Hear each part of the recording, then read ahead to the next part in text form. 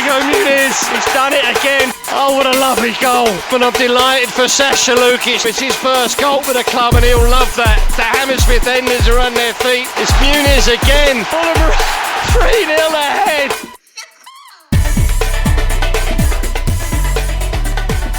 Hello and welcome to the That's So Craven podcast, your Fulham podcast from Down Under. We are back again after a absurd game on the weekend.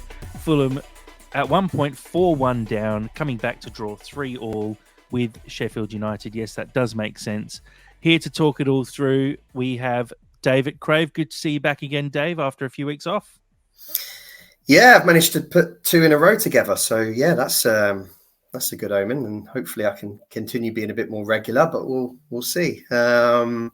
Usually after a win, I tend to come on. So it feels a bit weird after a draw. I thought I was going to be that good luck charm for the podcast, but there's starting to be a few little slips in some of the away game performances. But yeah, I'm sure we'll get into it. Yeah, well, I was going to say this one, it's hard to tell if it feels like a good result or a bad result, but we'll definitely touch on that as we discuss the game. And also joining us, as always, Sammy. How are we going, Sammy? I'm going good. The last 5 podcasts I feel like I've done has been with Skibby and my dad. So I'm feeling vulnerable. I'm feeling fresh. This feels new again. And it's going to warrant. I don't know who I am anymore. So let's get into this weird, hectic game. And yeah, I'm excited. Yeah. Asking you how you are is always a dangerous question, and it comes right at the start of every podcast. Do you know that what's wasn't funny? too bad, Sammy. Do you know what's take funny? that as an answer. I like premeditate sometimes what I'm going to say, and I forget every single time, and I just always give you the natural response. So it's just stream of consciousness. That's what we want. Here. We just want natural. It's good. Yeah. Let's crack straight into it, guys. A nuts game. Let's be perfectly honest. This is one that beforehand we were talking about being a must-win, a game that Fulham should not even consider drawing or losing, and it didn't feel like that on the day. I think we dominated the first half, but in the second half it was absolute bedlam. Dave, your thoughts on just the game in general and how wrong we were, I guess, in our preview of this one. Well, yeah, obviously going into the game, we all thought it was a game we should win. There was a few kind of nerves just on the back of some, particularly the Wolves game, I think, really. Another game we should have won. But just knowing that there is a bit of a vulnerability sometimes away from home, particularly if we don't get ourselves in front. And coming out of the game, it was. I'm with you. I don't know how to feel about it. It's. I feel like I should be disappointed, but I don't feel disappointed just because of the way the game panned out. And at one point when that fourth goal went in for Sheffield United, and I literally couldn't believe what I was looking at. It was almost a fall off the chair moment, a real what the fuck moment. And fortunately, that was ruled out. And when that happened, it was a bit of a turning point because I feel like if we could create a few more chances, there was more goals in the game. And fortunately, there was 2 more for us, and maybe the fourth one if there was a little bit more time. But I feel a bit. Maybe we had enough time with 14 minutes injury time. We probably should have put a bit more effort into trying to get that fourth. But I don't know. It was a whirlwind, and as I say, I kind of feel okay about it now. But it probably is 2 points dropped, isn't it? Yeah. I think so, and I it's an interesting one because you're right. It does feel like 2 points dropped, but at the same time, I think most people seem to have sort of let it go a little bit, and maybe that's because of our league position, the fact that we're so far ahead of the relegation zone now that these kind of slip-ups don't really matter quite as much. And I also wonder, we'll talk about the goals themselves individually, but I wonder if the Muniz equaliser was a tap-in at the back post, if we'd all be feeling quite as happy with the result. I think maybe because of the spectacular way Muniz actually put that ball in the back of the net, it does make it feel like, okay, we dropped points, but at least we've got that little flash memory that we're going to be able to go back to over and over again, that does make this feel okay. But Sammy, last season we were very, very good at putting away the teams outside, let's say, the top 8, top 9 sides in the Premier League. I think we basically didn't lose a game against, or maybe only lost one game all season against the bottom half of the league. This season is a little bit of a turnaround where we are having these slip-ups against the bottom half of the league, but we are getting results against the top half of the league.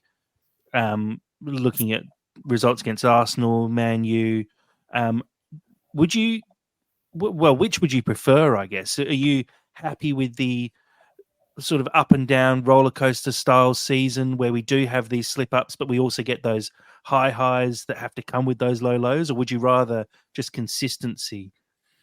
Well, look, I mean, I think it does kind of, there is a bit of a weird natural progression now in the Premier League with like sides like Brentford come up and then have a very, very solid season and then go on a bit of a world beater run.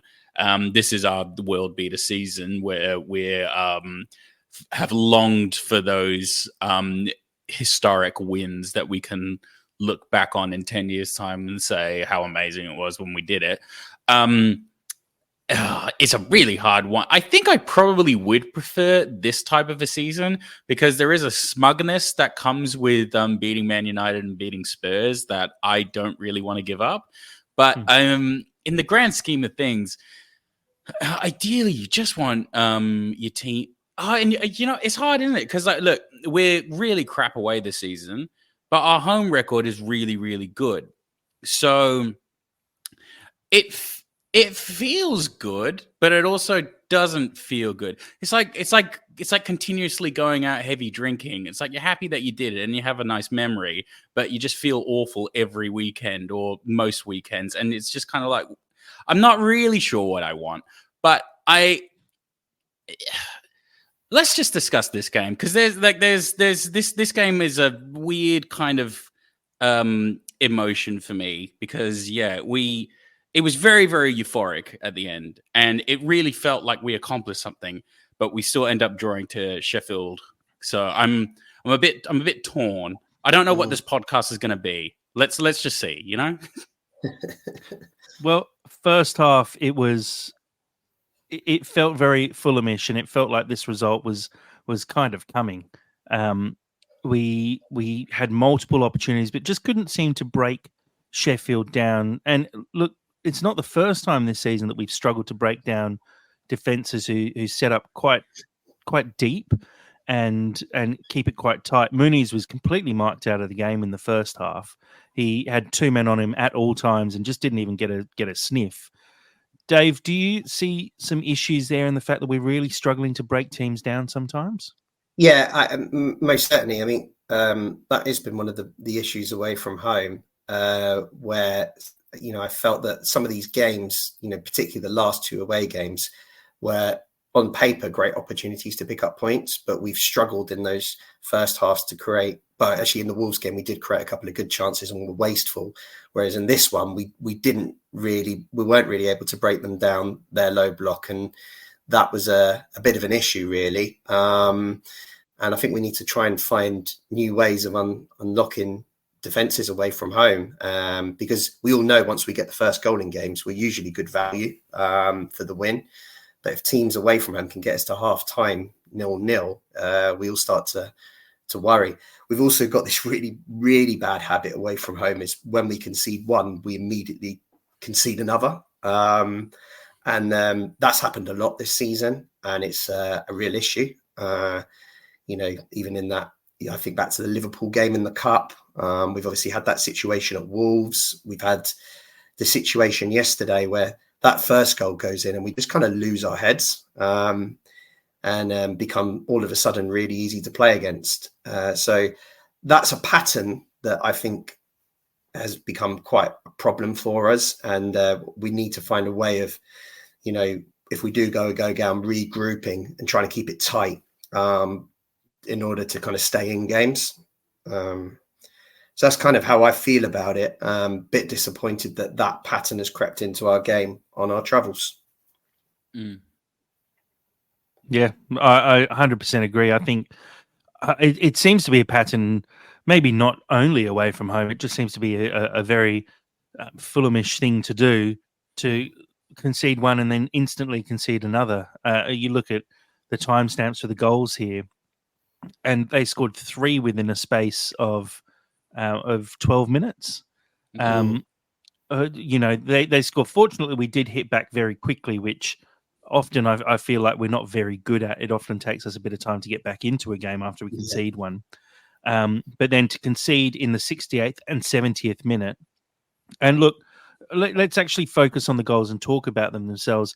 First goal has to go down as a Tosin error here. He receives the ball from Leno. It's maybe a little bit of a hospital pass from Leno, but Tosin, rather than sort of controlling it and just playing the ball off, maybe a little bit of cockiness or just taking his foot off the pedal a little bit by trying to do something that he didn't really need to do. Kind of need to keep it simple as a defender sometimes, let's be honest. Tries to sort of pull the ball away and then slide a pass through, gives the ball away. It's a good finish from Brereton Diaz, but really shouldn't have put ourselves in that position in the first place. And I have to say, it looked like Bassi might have been trying to play Brereton Diaz offside because he doesn't really track the run. Also surprised that Robinson seemed to be outpaced by Brereton Diaz at the back post. It's just a moment where Fulham completely switched off, and unfortunately we got punished for it. And it kind of comes back to bite us in the arse because, Sammy, in the first half, we just weren't taking our chances. Yeah, look, I think it could potentially also be the mark of having 2 players up front, because it's quite unusual in the Premier League to actually play against a 2 up front team. And so maybe you could put that down to poor preparation. I feel terrible that Dad isn't here to bag out Tosin, because that just feels like his perfect opportunity that he's probably been waiting for all Trust season. me, I was sitting next to him when it happened, and there was a lot of bagging out Tosin for the next 60 odd minutes. Okay, cool. So we don't need to go over it. Then you've been, the world has been spared, and you've just copped. That's great.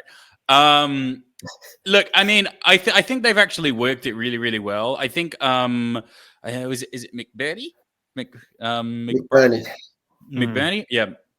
McBurney and Brendan Diaz, I think they played really, really well together, and really, really supported each other with some really, really solid 1-2s and cutbacks. And it's just not necessarily a style that we're particularly familiar with. I could probably put it down for that if I'm being really, really generous. But in any case, we shouldn't be letting that happen. And moreover, the quick succession that the same thing seemed to happen 2 more times, not cool. Not cool for me. Yeah, I agree with that. I think it's an interesting one where I thought all of our defenders, which have been great for us really in recent times and really established themselves all as the kind of first choice defence. But they all played their part in that. I didn't think Castagna got close enough to stop the crosses that were coming into the box from that side. I think you're absolutely right about Tosin. Sometimes he's a bit too casual on the ball. He really put us on the back foot. But what's his name? Brereton Diaz. He seemed to find this little space in between, behind Bassi and ahead of Robinson a few times in the game, and obviously 2 goals came from that. That's really concerning that there was a gap there, that those guys weren't able to communicate and follow those runs and make sure that he wasn't on the end of them when the ball came in. But it's almost like all 4 of them really played their part in conceding that goal, which is a bit disappointing. I think perhaps as well, maybe that's a little bit harsh on Castagna, but he's played a lot of football. He played full 90 minutes in both of the international games as well. I know we're going to talk about Forest later, but perhaps he's feeling a little bit of fatigue and might be time for a rest. But you've also got Diop sitting there as well. He's not even in the squad, and he's probably looking at that position that Tosin's playing at the moment and think, I'm probably another mistake away now from getting an opportunity back in the side. So all of a sudden, the defence has been so good for us in recent times. Maybe there's now starting to be a few questions that people are asking. And they need to kind of get back to that form they were showing a few games back, or particularly in the home games, I think, to kind of secure their places for the foreseeable.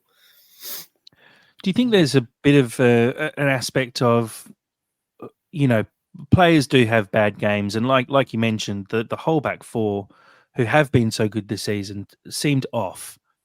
Castagna, that was probably his worst game of the season, and he's been keeping Tete out of the side. And I thought Tete actually came on and looked very good, but that was easily Castagna's worst game. Tosin makes quite a big error. Bassi probably could have done better on the first goal for sure, maybe the second goal as well.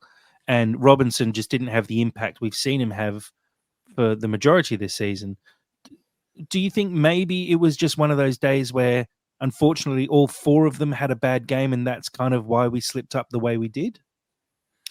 I think it's always got to be difficult, and it's very, very hard to not get in your head when you're a significantly better side, because let's just call it what it is. When you're a significantly better side on paper and by reputation, and you're playing a relegation team and you can't really seem to break them down. I think if you get to 15 minutes into the second half and you haven't scored yet, the second that you're starting to get a lot more pressure on you, I think mistakes do kind of come, unless you're extremely steely and have experience basically dripping from you. Like Tosin and Bassi are still quite young. Castagna's not. And Robinson's still pretty young as well. It's hard. I mean, I want to make allowances, and I could probably just put this down to just one of those games, but I don't know. I don't want to kind of get too attached to that, because I think it just sets a bit of a bad precedent. I think in Silva's credit though, I think he really addressed some problems really, really quickly, and actually did a really good job at reshaping the team in a very short amount of time. But I don't necessarily think it was entirely the defense. I think it should have been through our midfield and our front line that we should have at least got something to at least allow the defense to be a bit more confident. Is that fair? Well, yeah. I mean, obviously, you need the attackers to actually put the ball in the back of the net and take a bit of pressure off the defenders. But the defenders have one job, which is to keep the opposition from scoring goals. And unfortunately, we look at the first goal. It's an error by Tosin. The second goal, the defense completely switches off. It's a quick free kick taken by Sheffield. They slip the ball through. I don't know if it's a pre-planned free kick routine that they've got, but McBurney was sort of floating in the middle of the box, completely unmarked. Brereton Diaz is the quickest to react and makes a little run in behind, quite easily squares the ball across for McBurney, who puts the ball in the back of the net. Again, I'd call it a defensive error. It's the defense switching off when they should be completely switched on in that moment. Maybe in part, Bernd Leno should potentially take a little bit of blame. As a goalkeeper, your job is to organise a defence in a situation like that and make sure that everyone is switched on and ready to go. I wouldn't attribute all the blame to him, because it's not his job to actually follow the runners and make tackles. But look, I feel like the only decent goal Sheffield scored, not to take away from them at all, they did score 3 against us, but the only good goal was their third goal, which is, again, winning the ball in midfield, counter-attack, a good cross from Hamer, who puts it into Brereton Diaz at the back post. Bit of niggle in the net afterwards, which I quite enjoyed. I'm not sure exactly what they were checking there. Leno grabbed hold of Brereton Diaz. Looks like McBurney chucks a forearm at Leno as well. It got a bit messy in there, but nothing came of it. A question around Brereton Diaz, who had a really good game in Fantasy Premier League. He was the top scorer for the Premier League for the week as well, with 2 goals and assist. Would you take him? He's currently on loan from Villarreal at Sheffield. He's someone who we looked at previously. He's only 24. He plays primarily on the left wing and can step in as a backup striker as well. Is this a kind of player that we should actually be looking at? He's proven he can do it in the Premier League now. He's been at Sheffield for 5 games. He scored 4 goals and got an assist. His market value is probably somewhere around 15 to 20 million. Do you think that's the kind of signing that we could potentially be looking at in the summer? I think that's a pretty good shout, really. I think, it's quite likely that our squad going into the start of next season will feature 3 strikers, but it's easier to keep 3 strikers happy and motivated if one of them, is of the like of Brereton Diaz, who can play wide as well.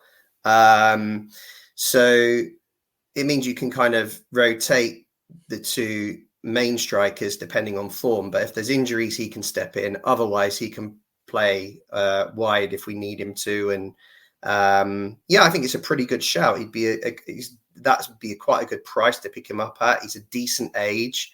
I think the question mark on him before was, could he do it in the Premier League? And he's now starting to show that he can in a struggling side. So I think it's actually a pretty good shout, and certainly someone I think we should look at if you're right about that price. And I would be quite interested to see how that plays out. He's clearly talented. I just think he just kind of came across as a bit of a dick to me, to be perfectly honest. And I'm trying to put like dickhead Fulham strikers behind me. That's why I really like Muniz, because Muniz is just seems like a very, very lovely man, and I kind of want to keep that trend going. But if we're judging him just purely on capability, he's a very good striker, and I think that would actually be a pretty decent move. It would make total sense. But as long as he's playing for Sheffield, I'm not the biggest fan of the guy. Talking about dickhead players, who didn't love Stefan Johansson during his time at Fulham? Yeah. Who didn't love Mitro during those times when he used to wind up defenders and get in people's face? The dickhead players are great when they're on your team. They're really shit when they're on the opposition team. Look at someone like McGinn at Villa. I absolutely hate the bloke, but I can imagine Villa fans love the guy because he winds people up and changes games. And I don't actually think Brereton Diaz is that much of a dick. I think he got in Leno's face a few times, and he's a good at time waster as well. We were linked with him in the 22-23 season transfer window. We almost signed him apparently, but he made another decision, obviously, to not come to Fulham. I would love to have someone like him, especially Willian will be 36 going into next season. The idea of having a 24-year-old sitting behind Willian to learn from Willian and potentially be a backup striker as well, it does feel like the kind of player that I'd want. But, if he keeps doing this for Sheffield, there's going to be a lot of other clubs sniffing around him who might be able to offer European football at the end of the season as well. Let's talk about the Fulham goals. First one has to be one of the easiest goals Palhinha is ever going to score. He runs to the near post. He actually times his run terribly, but no Sheffield United player follows him. He stands all by himself on the corner of the 6-yard box for about 2 seconds before the ball gets to him. And then all he has to do is put the header on target, and it's unsavable. Dave, at that point, you was sitting next to Dad. We go 1-1, 62 minutes gone. We sort of turned to each other and said, geez, Sheffield are really bad. How are we in this position at the moment? Because that is like basic stuff. Mark your man, especially someone like Palhinha, who is so good with his head. Did it feel like when we scored 4 minutes after they put in their first goal that maybe that was the little oomph that we needed to actually win the game? Oh, yeah, most certainly. And as you say, it was such an easy goal. Terrible defending. But having said that, we're a bit unlucky, weren't we, before that? Muniz's header that hit the post. I mean, that was millimetres away from dropping, in the other side of the post. Header as well, that was. Fantastic header. So there was clearly goals to be had against that defence. And when that one went in, I thought, oh, right, I could only see one team winning it from that point. But very quickly that all changed again. But You're right. It was a very good header. That's, to be fair to Polina, very good header to find that far corner. But yeah, too easy. He should have been picked up. But it just it should have given us confidence to push on and get that second. But fortunately, as we've already mentioned, the defence weren't quite switched on, and we were struggling up the other end, which obviously led to a little bit of a capitulation after that. I also think it's worth noting, and again, it comes from a fan perspective, because it's like, I really like Sasha Lukic. I've been saying it all season. I've really been in this corner. Oh, he was so wasteful this game. It really, really felt so wasteful to me. He missed a really, really solid opportunity that I feel like somebody with a little bit more kill instinct would probably put away quite easily. As I felt for like large portions of the game, he just went completely missing. The second that he actually came off and was replaced with Traore, weird move, but the second he came off, it just completely changed, and it actually felt like there was some attacking options that were actually getting streamlined through a lot better. See, I do think that hindered us quite a lot. He was basically nowhere for the first half, and then in the second half it wasn't enough. And then lovely TC and BDR came on, and then we were back. Then we were fully back. I'll dispute it a little bit that Traore coming on changed the game, because I actually think the period between when Traore came on and when Kearney came on, we actually conceded the 2 goals. We were having a Wobie play central midfield, which wasn't working. And it was actually, I think, the moment when Kearney came on, he came on for Iwobi, and Kearney all of a sudden did what Kearney does and just controlled the game, slowed everything down, and sat deep and was able to actually pull the strings a bit. I think in that little 10-minute period where we didn't really have someone sitting deep to do that, because that's not Iwobi's game. He can probably hold his own in that position, but isn't going to offer the same thing. But yeah, I agree. Traore coming on made a big difference once Kearney was there to actually pull the strings. And then, the other changes of Muniz, Decordova-Reid and Tete coming on also made a massive difference. Castagna, like I said before, I think he had a pretty poor game.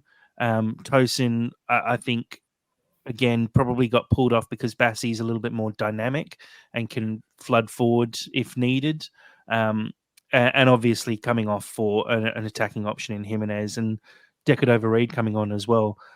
Let's talk about the Bobby goal, because he's someone who is such a good finisher. And I think we're often umming and ahhing about what to do with Bobby Decordova-Reid. Do you keep him on and extend his contract? Is his time up because he's kind of a utility player and maybe a luxury item when you're trying to strengthen a squad and take the next step? But he really did prove what he adds to this team by coming on and literally with his first touch puts a bullet into the bottom corner.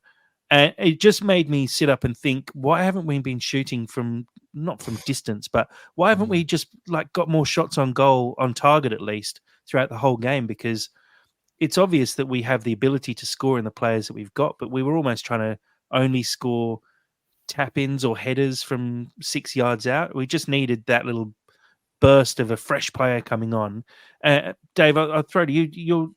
How good was Bobby coming off the bench and Tom Kearney in assisting the goal as well? I thought Kearney, when he came on, he was absolutely excellent.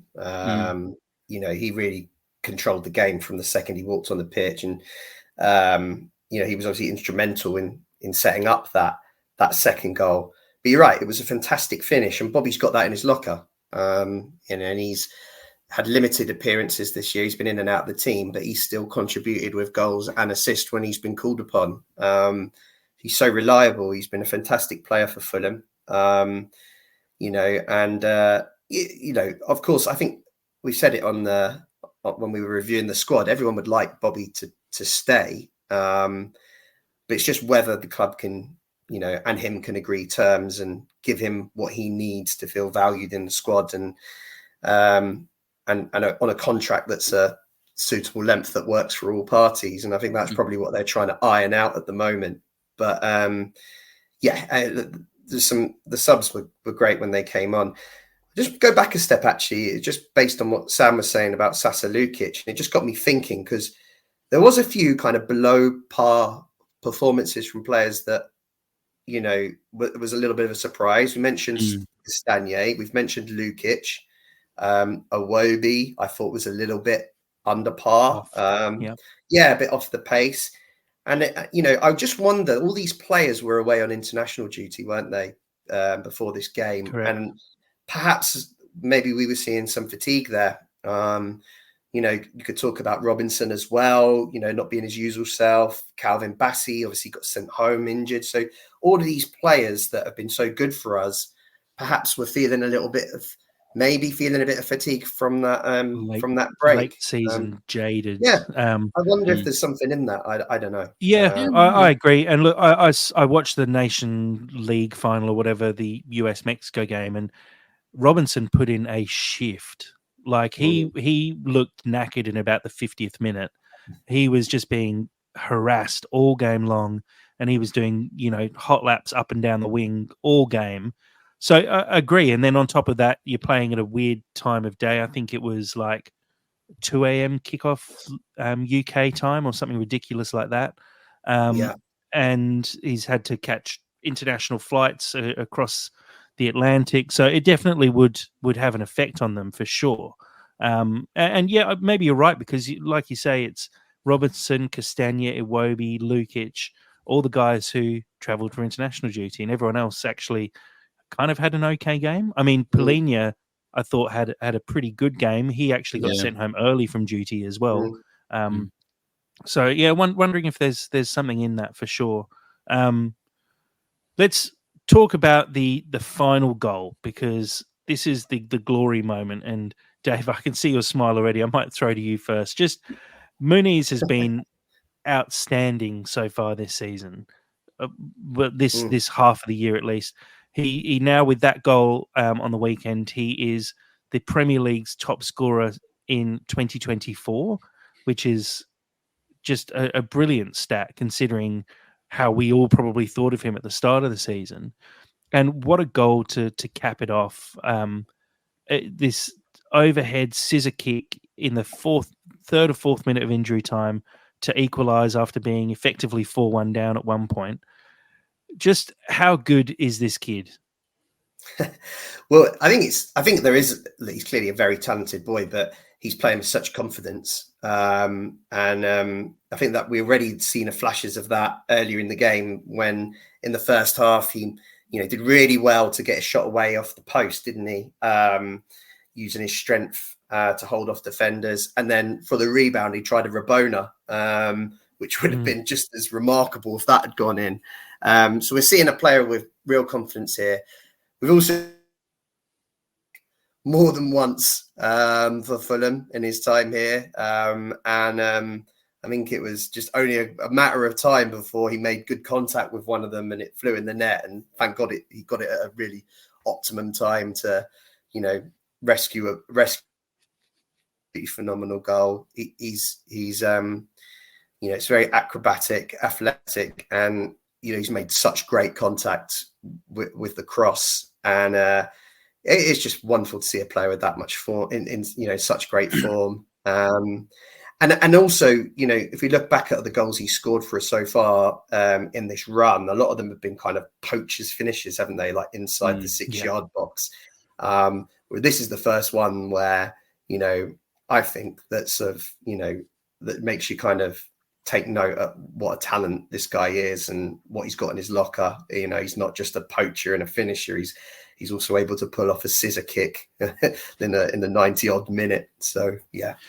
The thing that I really love about his goal as well is it's one of those goals that, because he's so young and he's so fresh, Sheffield would just have no idea that he was going to pull that out. They would just have no prior. They would know he's in really good form, but they would not think that that was part of his arsenal. They would not think that that would be something that they would potentially need to be concerned about. And that just makes it so much sweeter. It's such a lovely narrative because he's just had such a difficult run, and he's really proving good now. And I just love him. He's just a lovely guy, isn't he? He's just a sweet Brazilian boy. I'm also glad he's got a decent chant behind his name now. It was always a tough one. I was trying to think of something, but couldn't get it together. And there's a few videos floating around on Twitter. If you haven't seen them, definitely check that out. Look, Muniz, he's signed for Fulham in 2021. His contract expires at the end of 2026. The club have a 1-year option on that as well, but we've seen it quite often when players hit a good run of form, they do get a new contract offered to them. And when he signed for Fulham 3 years ago as a 19-year-old, he probably wasn't on very much. I can't imagine he's on a very high-paying contract at the moment. Do we expect to see a new contract from Muniz before summer, especially knowing that with the form he's in at the moment, there's surely going to be a few people sniffing around in the summer? Most definitely. I think the club should most certainly be looking at offering him a new contract purely just because of the wage disparity I think he will be on against the rest of the first team players. And it would just be a good sign of commitment really for the next season and the seasons ahead if we can tie him down beyond the current contract length. It will also make sure developed in him, we're able to get maximum value. So yeah, if they're not doing that now, there's a problem. So I'd hope behind the scenes they're starting to put that together. I'd be shocked if they weren't already. I was going to say something. What was I going to say? No, just because it's a purely financial thing. Just because look, he might get offers from a couple of clubs, but realistically, he would probably be going there to be on rotation. He's our out-and-out starting striker now. He scored like however many on the trot. I can't quote, but he would want to stay here. He would want to stay here, and we've actually given him enough in terms of time as well. He's been with us 3 years. Gone on loan, had to work through a couple of injuries, and we stood by him the whole time. I mean, he doesn't seem like the type of guy that would just move the second Liverpool comes sniffing around. I could be completely wrong, obviously, but it doesn't seem like that would be the case. And why would he to play under Muniz, for example? I just can't see it. I just can't see it. Yeah, just on that, there was I did notice on Twitter X this morning that there was a few links going around that Chelsea were planning on offering us Broja in an exchange for Muniz, but I'm pretty sure it was an April Fool's. I'm pretty sure it was an April Fool's, and we shouldn't be falling into that one. Got to check the date on that before reading Twitter this morning. It was a nightmare to try and navigate Twitter today. It was a shocker, but I think we just have to lock him down to a new contract. He's obviously making waves with his performances. As Carl on the live stream mentioned, he's the second top scorer in all of Europe alongside Harry Kane. Wow. In 2024, which is kind of nuts. I think Jonathan David might be the only person who's scored more. And I can't see us not putting a new contract in front of him, especially if what's to believe that he's on about £20,000 a week. I'd say we'd be looking at doubling that. And I think the faith that Fulham have shown in him and that Silva's shown in him over the last 3 years, when there were moments when we easily could have basically shipped him off back to Brazil and just said, look, you work really hard, but it's just not working out. Thank you for your time, basically.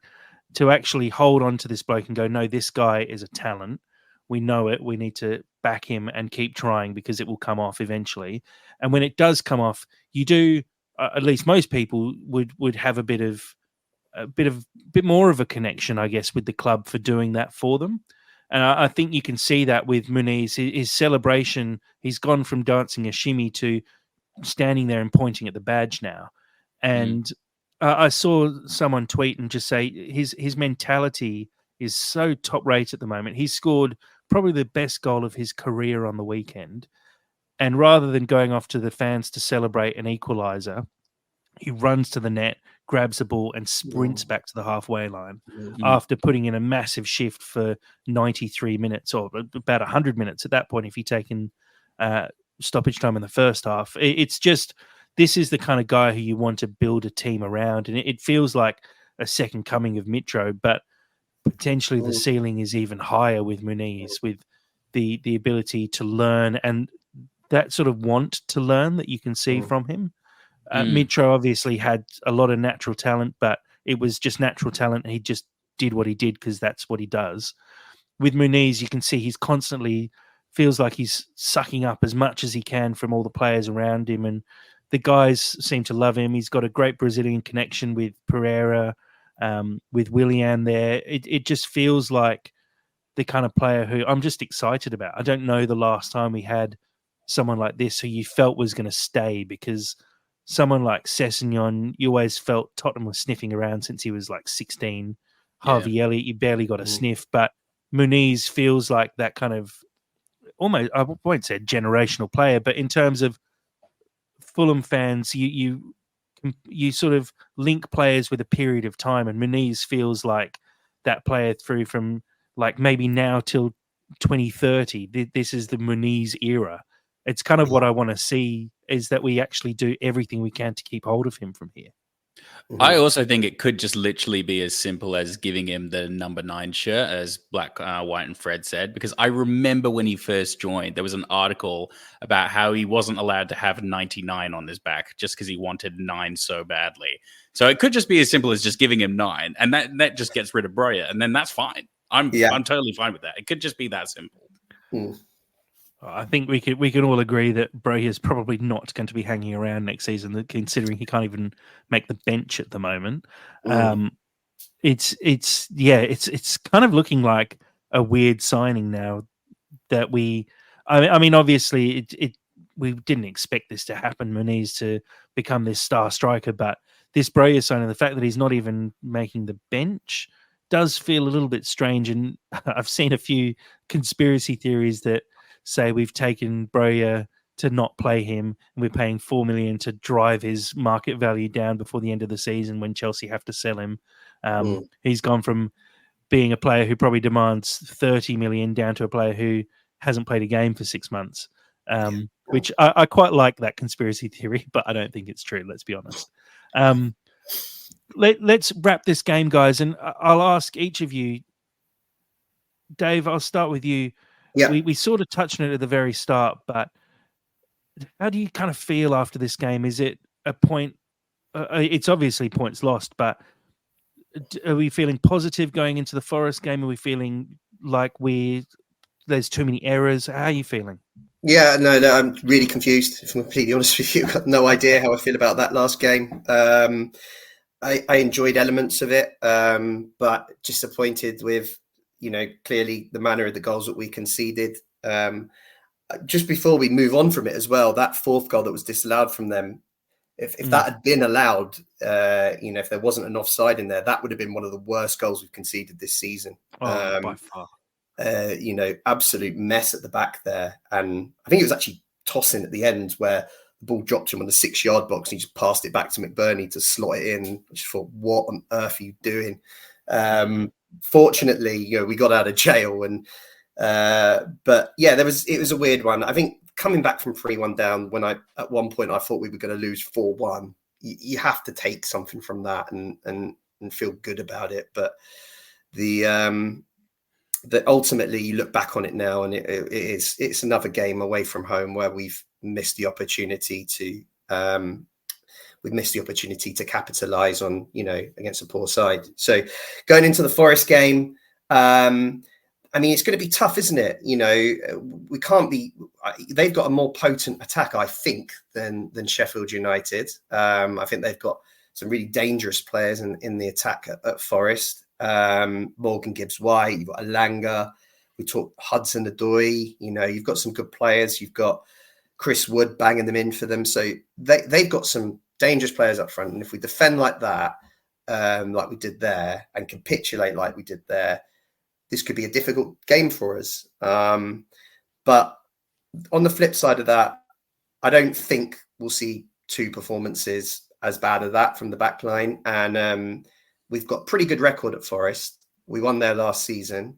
I just think the first goal is going to be massive. If we can get ourselves in front in this game, I think, they're really fighting down. They're struggling down there and they need points. And I think a goal against early would really hit their confidence and make the fans really edgy. So, I think first goal massive going into the game at the weekend. And I'm sure we'll discuss if any changes should be made to the 11 to help us pick up some points.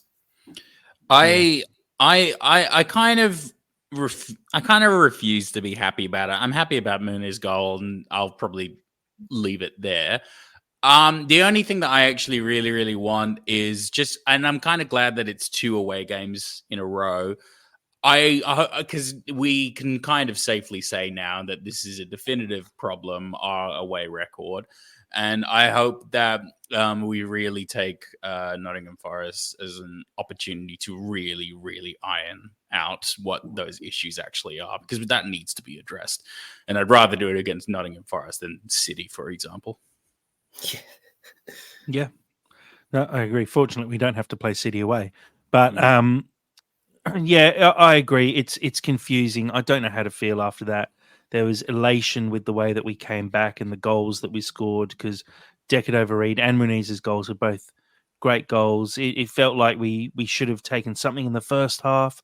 We had so many opportunities in the second half as well. If we have a quick look at the stats, Fulham had 74% possession for the game, 24 shots on goal with 9 on target. Sheffield United had 4 shots on target, 3 of which they scored. Sheffield United 215 passes compared to the 592 of Fulham. Fulham 15 corners and we scored from one of them. Sheffield just the 2 and 13 fouls to 10. Look, it's a disappointing result, I think. But on to the next game, which is the Forest game. Obviously, Dave, you touched on a little bit there. Forest, doing okay this season. But they're probably lucky to be outside of the relegation zone purely because of the point deductions so far. How do we feel this one is lining up? Because this isn't a Forest team that I think we should be worried about, Dave. Well, yes and no. I think that at home, notoriously they've been quite tough to beat. They've got some good wins over the last couple of seasons at home. The fans put on make it quite a hostile atmosphere, and we'll be cheering them on. And as I say, I think they've got players in the attack that can hurt most clubs in the Premier League. I think Morgan Gibbs-White's an absolutely fantastic player. I was really grateful that they dropped him for the game when we played them at home. It felt like a really strange decision at the time, but he's always a constant threat and can make things happen. Chris Wood's got 11 goals this season, so he's kind of come out of nowhere really, because he looked like last season he looked like he couldn't get a goal for love nor money, but he's stepped up a bit this year in the other striker. Can't recall his name, but he looked a bit of a handful, but he's been injured. The Nigerian chap, Awonyi, and Wood's come in and kind of got the goals they need. But yeah, I think they've got players that can hurt us. So I think that we need to defend well and start taking some of these chances. I mean, how often are we seeing, Fulham with 20 plus shots on goal away from home at the moment, and only, and we need to start putting them away and getting ourselves in front in these games, because I think that gives us a better chance of taking back some points.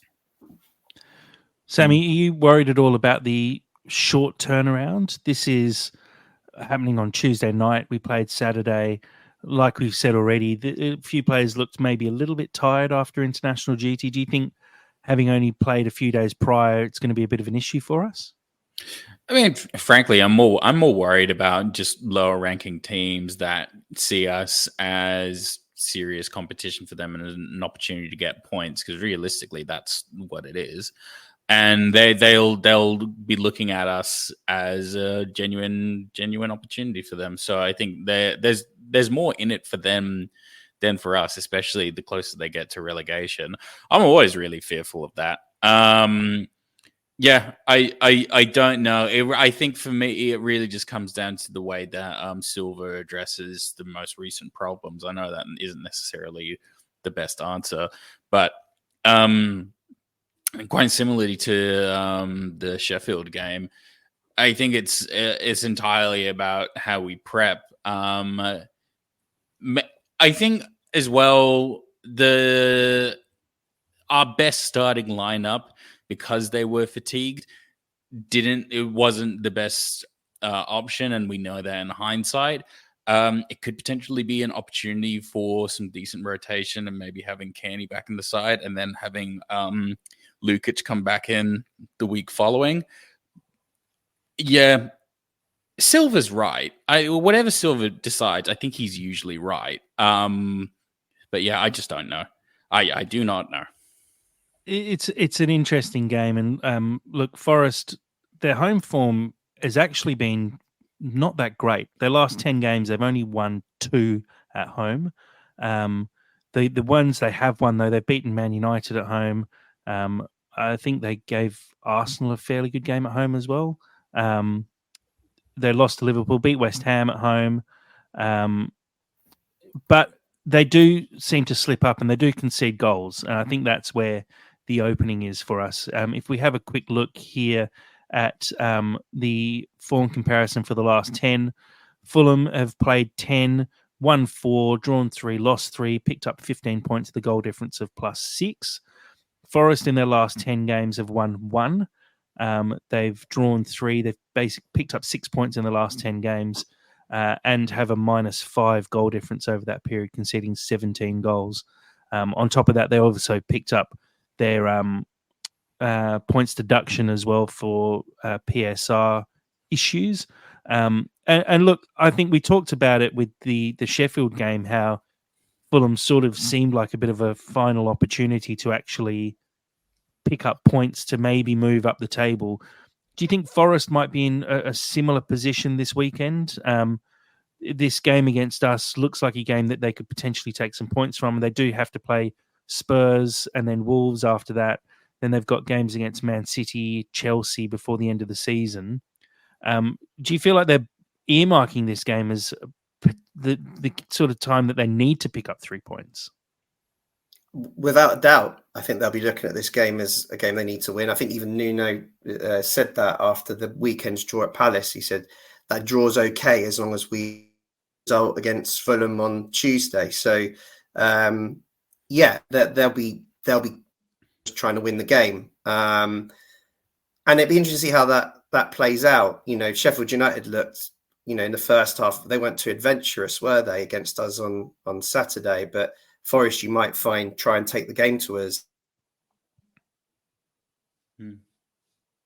Yeah, have opportunities are all in front, which I think is really important. I think Sam touched on it a minute ago when the starting lineup. I do think it's an opportunity to perhaps make some changes. There's a lot of players that have played a lot of games. We mentioned the international games before the Sheffield United game, where there was a few that Castagne, for example, played every minute for Belgium in those 2 games. Could be an opportunity, in my opinion, to maybe give Kenny a run out at right back. Perhaps it's a time to give Lukic a little bit of a rest and bring in Kearney, who looked excellent at the weekend. Willian as well. We've got to remember he's 35 years old, 3 games in a week. That seems a lot. Do we manage his legs? We know that.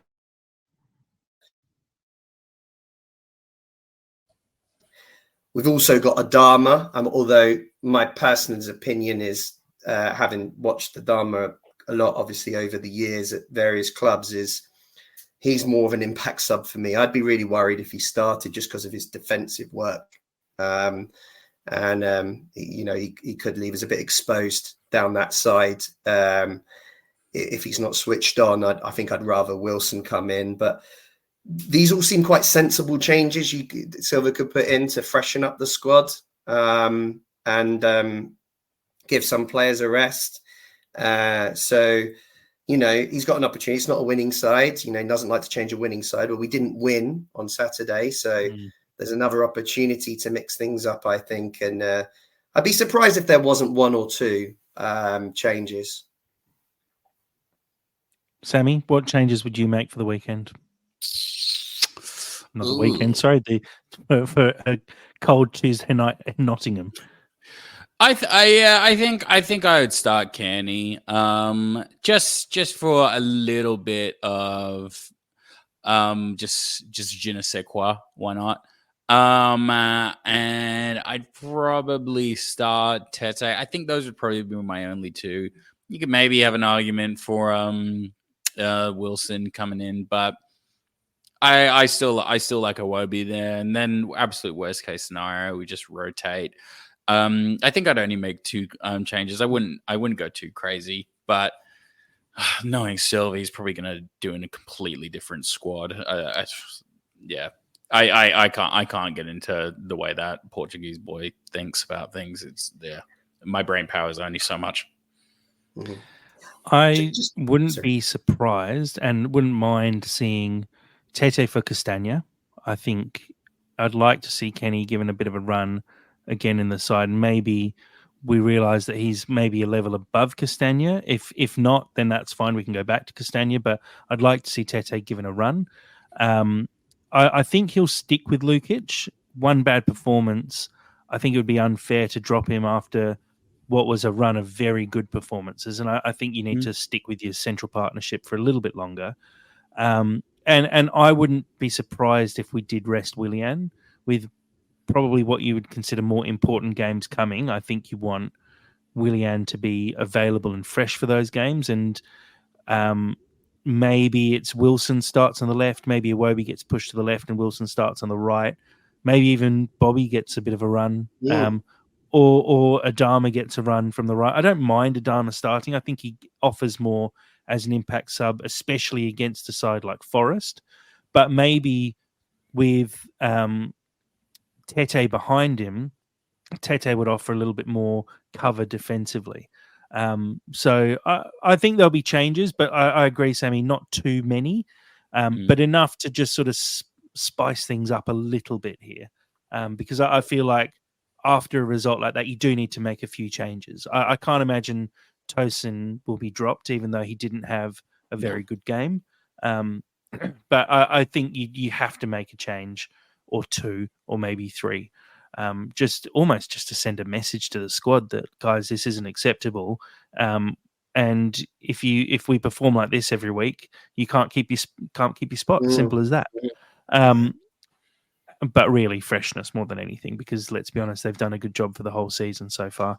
A note on the timing for this game, obviously for those overseas, it's daylight savings has gone back in the UK, so it's a 7:30 kickoff in the UK. That's a 2:30 a.m. WA kickoff, a 5:30 a.m. Eastern States kickoff in Australia. For our US listeners, it's an 11:30 a.m. kickoff for the Pacific time zone and a 2:30 p.m. kickoff for the Eastern time zone. An away game against Forest. It's going to be a tough game, I think. We have mentioned a few players that Forest have unavailable. Awoniyi out, Ola Aina, ex-Fulham player, out. He's been on rotation as pretty much the entire Forest squad has throughout the season, but has played about 18 games. Awoniyi the same. Willy Bolly, who's obviously an experienced Premier League player, and Tavares out as well. A few players, but as we were talking about pre-pod, Nottingham Forest have the biggest squad of all time and constantly recycling players. I have no idea what kind of impact this will actually have on Forest, because they do rotate so often that these four players could easily have been rested this week anyway. In terms of predictions for this game, Dave, I'll throw to you first and put you on the spot. Give us your prediction for the Forest game. Right. So I don't feel overly confident about winning. I know that sounds horribly depressing. But I feel like I feel this is a game we might pick up another point on the road, which will take us to 40 points. I think score draw is my appraisal. Having said that, if we can get the first goal, that would be huge. But I just have a feeling it's going to be a score draw. It'll be interesting. That takes us into a home game against Newcastle, whose form's been a bit up and down. Would I take 4 points from the next two? I probably would, yeah. So it'll, over the next two games, if we can, a point tomorrow might to some feel like a bad result, but as I say, if we can back it up with a win against Newcastle on Saturday and take 4 points from the two games, then I think that would be a good return. I'm going to say 2-0 because we should be winning this game 2-0. And because we should be winning this game 2-0, I am going to stick my neck out and make that my prediction. Whether that will be or not is highly speculative, but we should win this game 2-0. So I'm going to go with good faith. I'm going to follow one of our live stream attendees. Colin Bolger has gone with a 3-1 victory to Fulham, and I actually kind of back that. Looking at Forest, I mean, they've won one game in 2024. It would be very Fulhamish for us to be the second game that they win in 2024, but they're in terrible form at the moment. They've not won in their last 5. They can't score more than one goal at the moment. They leak goals as well. I just feel like this is a bounce back for Fulham as well, where we had a bad result against Sheffield, and we often do bounce back quite well after poor results and poor performances. So I feel like it's going to be a few goals for us. And I'm hoping another couple for Muniz and really just create the legend that is Rodrigo. I would love to see, at least a solid victory that doesn't keep us on the edge of our seat for the whole game. I think that's what I'm looking for more than anything. Guys, I think we can probably wrap it up there. It's been really good to sort of dissect what was some mixed feelings after this game against Sheffield. But I think we've done a good job of actually covering the game and helping ease the pain of those who haven't quite got over it yet. And good to talk about the Forest game as well coming up on Tuesday night. We'll be looking to podcast later in the week as well to actually cover the game, hopefully cover a brilliant win where we've predicted the result correctly. Well, I've predicted the result correctly, hopefully. But guys, thank you again so much. Thanks, Dave, for joining us. Really good to chat with you again, mate. Yeah, you guys have got me all pumped up for an away win now. So that's really made my day, and I'm really excited to see myself get proved wrong and you guys to get proved right. So come on, you Whites. Fingers crossed. Become that good luck charm that we really need you to. Yeah. Sammy, thanks for joining us tonight. Off to bed for you, mate. Yeah, but before that, I'm just going to symbolically rub Dave's head. Wait, where are you? There you go. I'm just going to symbolically rub, and then, hopefully that applies some good. I moisturize. Hopefully that gets us over the line. Beautiful, love it. Thank you all for who've joined on the live stream as well. Great to see so many people jumping in and commenting and engaging with us. Really appreciate it. Please do, as always, share the podcast with your friends. Share it around on social media. We really appreciate all the support. And as always, come on, you Whites. Come on, Whites.